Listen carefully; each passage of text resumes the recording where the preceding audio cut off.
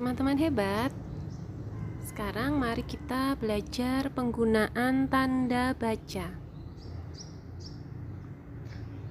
Penggunaan tanda baca ini sering sekali keluar dalam soal latihan ujian dan juga soal ujian yang sekarang disebut dengan soal ASPD.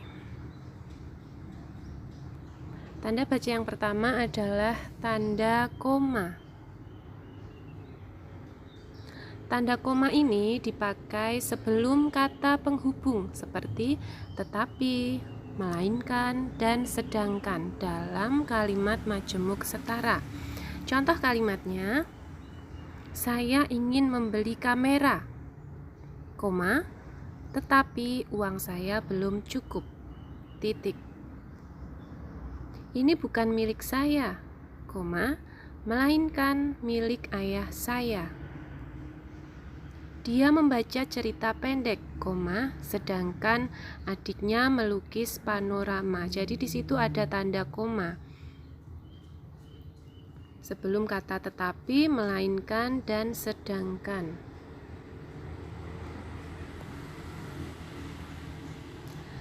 Tanda koma juga dipakai di belakang kata atau ungkapan penghubung antar kalimat seperti oleh karena itu, jadi, dengan demikian, sehubungan dengan itu, dan meskipun demikian. Contoh kalimatnya, oleh karena itu, koma, dia memperoleh beasiswa belajar di luar negeri. Jadi, koma, wajar kalau dia menjadi bintang pelajar. Meskipun demikian, koma, anak-anaknya berhasil menjadi sarjana. Jadi setelah kata oleh karena itu, jadi, meskipun demikian, perlu diberi tanda koma. Tanda koma juga digunakan sebelum atau sesudah kata seru. Contoh kata seru, oh, ya, wah, wow, amboy, hai, asik, aduhai, aduh, astaga, syukurlah, ayo, yuk, mari. Contohnya, wah, koma, bukan main, tanda seru. Mari, koma, kita jaga kelestarian hutan, tanda seru. Syukurlah, koma, kamu selamat, tanda seru. Astaga, koma, mahal sekali, tanda seru. Jadi untuk kalimat seru diberi tanda seru. Dan setelah kata seru, wah, mari, syukurlah, astaga, diberi tanda koma. Tanda koma juga dipakai pada kata sapaan seperti bu, dik, nak. Contoh kalimatnya, nak, koma, kapan selesai kuliahmu? Siapa namamu, koma, dik? Dia baik sekali, bu. Kemudian, untuk memisahkan petikan langsung dari bagian lain dalam kalimat. Ini contoh petikan langsung. Kata nenek saya, koma, tanda petik, kita harus berbagi dalam hidup ini, titik, tanda petik. Biasanya dalam soal-soal itu dikecohkan dengan tanda titik dua. Jadi, kata nenek saya, titik dua, tanda petik, kita harus berbagi. Nah, itu salah. Yang betul adalah tanda koma. Kata nenek saya, koma, kita harus berbagi dalam hidup ini, dan ada tanda petik. Kemudian kalimat ini juga bisa dibalik. Kita harus berbagi dalam hidup ini, koma, kata nenek saya. Perhatikan kalimat tersebut. Kita harus berbagi dalam hidup ini, koma. Jadi bukan tanda titik jika kata nenek sayanya di belakang. Yang di awal tadi kata nenek sayanya di depan. Kata nenek saya, koma, kita harus berbagi dalam hidup ini, titik. Nah, untuk kalimat yang kedua ini, kata nenek sayanya diletakkan di belakang. Kita harus berbagi dalam hidup ini, koma. Jadi tanda koma. Kata nenek saya, baru tanda titik. Tanda koma tidak dipakai untuk memisahkan petikan langsung yang berupa kalimat tanya atau kalimat perintah atau kalimat seru dari bagian lain yang mengikutinya. Kalau kalimat yang sebelumnya tadi menggunakan tanda koma karena itu bukan kalimat tanya atau kalimat perintah. Nah, ini jika menggunakan kalimat tanya, tanda tanya tidak perlu kita gunakan koma. Di mana saudara tinggal? Tanda tanya. Jadi di sini tidak perlu diletakkan koma. Tanya Pak Lurah baru titik. Tetapi jika tanya Pak Lurahnya di depan, kita menggunakan tanda koma. Pak Lurah bertanya, koma, di mana saudara tinggal? Tanda tanya. Kalimat berikutnya, wow, koma, karena itu kata seru ya, wow, kita beri tanda koma. Wow, koma, indahnya pantai ini, tanda seru. Tidak perlu koma di situ, jadi cukup tanda seru saja. Seru wisatawan itu titik. Dan huruf pada kata seru itu menggunakan huruf kecil ya, bukan huruf kapital. Seru wisatawan, S-nya kecil. Tanya Pak Lurah, T-nya juga huruf kecil, bukan huruf besar.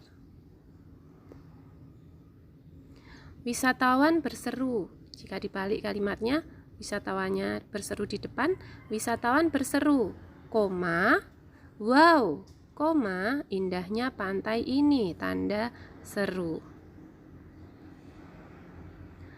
Kemudian koma juga digunakan untuk penulisan nama dan alamat, bagian-bagian alamat, tempat dan tanggal, serta nama tempat yang ditulis berurutan. Contohnya, nama dan alamat. Nama saudara Abdullah, koma, Jalan Kayu Manis, Kelurahan Kayu Manis. Ini menunjukkan alamat. Yang di depan nama, belakangnya alamat, dipisahkan dengan tanda koma. Kemudian penulisan tempat dan tanggal. Surabaya, koma, 10 Mei 1960. Wilayah yang berurutan, Tokyo, Jepang. Kecamatan Matraman, Jakarta. Kemudian tanda koma juga digunakan di antara nama orang dan singkatan gelar akademisnya. Contohnya, ini untuk yang gelar tunggal ya. B titik, singkatan nama B titik Ratulangi, koma, baru gelarnya. Jadi ada tanda koma, S titik E titik. SE itu sarjana ekonomi, jadi S diberi titik, kemudian E diberi titik. Jangan lupa tanda koma yang memisahkan antara nama dan gelar. Kemudian Nyonya Katijah, koma, M titik A titik. Bambang Irawan, koma, M titik hum titik M, hum itu gelar. Jangan lupa tanda titiknya, perhatikan. Kemudian untuk yang gelarnya 2, misalnya ini Siti Aminah, koma, sarjana hukum, S titik H titik, koma, magister hukum, M titik H titik. Jadi ada tanda koma yang memisahkan antara dua gelar SH dan MH, dipisahkan dengan tanda koma. Dan juga perhatikan tanda titiknya, S titik, H titik, M titik, H titik. Kemudian Marjuki, koma, SPD, sarjana pendidikan ya, S titik PD titik diberi koma yang memisahkan dua gelar itu M titik SI titik. Tanda hubung biasa kita sebut tanda strip gitu ya, dipakai untuk merangkai. Yang pertama, se yang diikuti dengan huruf kapital. Contohnya Indonesia. Indonesia itu ditulis I-nya huruf kapital ya, se Indonesia. Jadi se kemudian diikuti tanda strip, se Indonesia, se Jawa Barat. Kemudian ke yang diikuti angka. Angka. Bukan tulisan 2 tetapi angka 2. Ke 2. Ke strip 2. Jadi ke yang diikuti angka.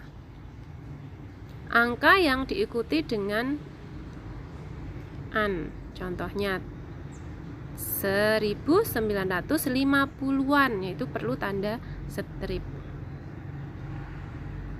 Kemudian singkatan yang menggunakan huruf kapital, contohnya ber-KTP. KTP itu huruf kapital ya, jadi ber-strip KTP. Kemudian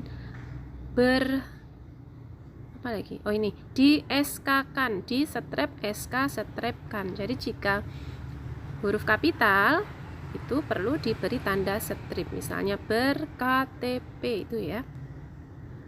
Kata dengan kata ganti Tuhan, ciptaannya, nya itu nyanya Tuhan, jadi huruf kapital.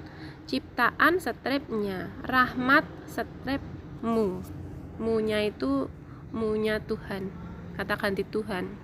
Kemudian huruf dengan angka, contohnya D3, S1, S2, huruf dengan angka dipisahkan dengan tanda strip.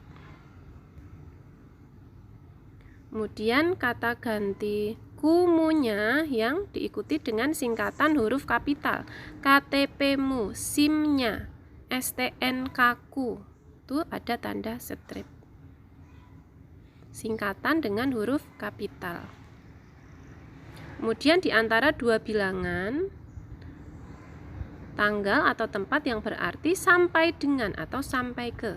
Contohnya tahun 2010 sampai tahun 2013, tanggal 5 sampai 10 April, Jakarta sampai ke Bandung. Kemudian tanda titik 2, kalimat yang terdapat kata umum kemudian dirinci menjadi beberapa kata khusus, itu perlu tanda titik 2. Contohnya, ibu membeli sayur-sayuran, bayam, buncis, dan kacang panjang. Bayam, buncis, dan kacang panjang merupakan kata khusus dari sayur-sayuran. Jadi kata sayur-sayuran itu dijabarkan menjadi sayur bayam, sayur buncis, sayur kacang panjang. Itu perlu tanda titik 2. Ibu membeli sayur-sayuran, titik 2, bayam, buncis, dan kacang panjang. Jadil membawa alat tulis, titik 2, pensil, penggaris, buku, dan spidol. Jadi kata umum alat tulis itu dirinci menjadi pensil, penggaris, buku, dan spidol. Itu perlu tanda titik 2. Tetapi jika tidak ada kata umumnya, langsung kata khususnya, kita cukup tanda koma, tidak perlu tanda titik 2. Contohnya, ibu membeli bayam, koma, buncis, koma, dan kacang panjang. Jadil membawa pensil, koma, penggaris, koma, buku, dan spidol. Coba bandingkan perbedaannya ya. Kalau yang kalimat di atas itu ada kata umumnya yang dirinci, sayur-sayuran dirinci, alat tulis dirinci, itu ada titik 2. Sedangkan kalimat yang di bawah itu tidak perlu tanda titik 2. Semangat belajar, jadilah anak yang hebat.